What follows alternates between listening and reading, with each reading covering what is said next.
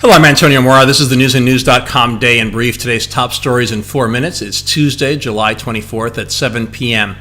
Please pardon me for not beginning today with the latest thing President Trump said or tweeted, as everyone else is, because a day after Syrian missiles were unsuccessfully launched at Israel, the Israeli military shot down a Syrian fighter jet it says crossed into Israeli territory. The Syrians say the jet was conducting an operation against what it called terrorist groups inside Syria. It's the latest incident in an ongoing escalation in the region that threatens the broader peace. The Israelis checked with the Russians before shooting down the jet to make sure it wasn't theirs. And this happened a day after Russian Foreign Minister Lavrov visited Israel. Russia is reportedly concerned about a military confrontation between Israel and Iran, whose forces are actively engaged inside Syria, not all that far from the Israeli border. The Israelis have made it clear that they would not allow a permanent Iranian military presence in Syria.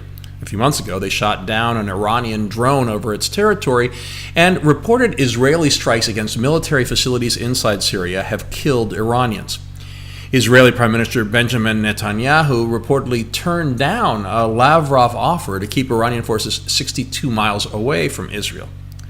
Russia, Syria, Iran, and Israel, all actively engaged in military operations in a small area. What could go wrong? For perspective, Haifa is closer to Damascus than New York to Philadelphia. Oh, and the president of another neighbor, Turkey, called Israel fascist and racist, while Netanyahu accused President Erdogan of massacring Syrians and Kurds.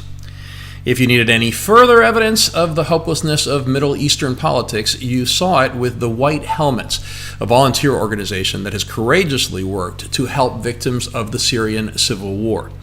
Israel put the lives of its military on the line to save hundreds of them and their families, and is probably working to save hundreds of others who are still stuck inside Syria. But when the White Helmets put out a statement about their rescue over the weekend, not only did they not thank Israel, they didn't even mention Israel was involved.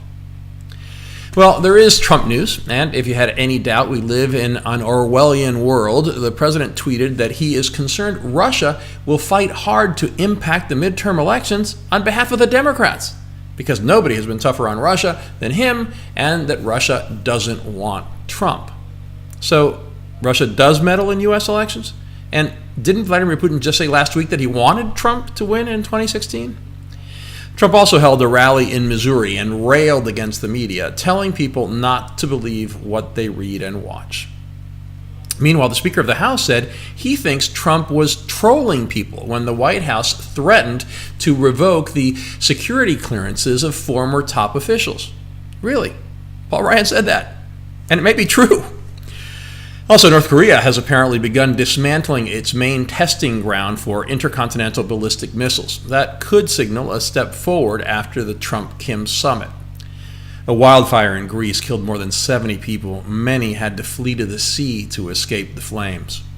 And in Laos, more than 100 people are missing after a dam that was being built collapsed, sending floodwaters roaring into villages.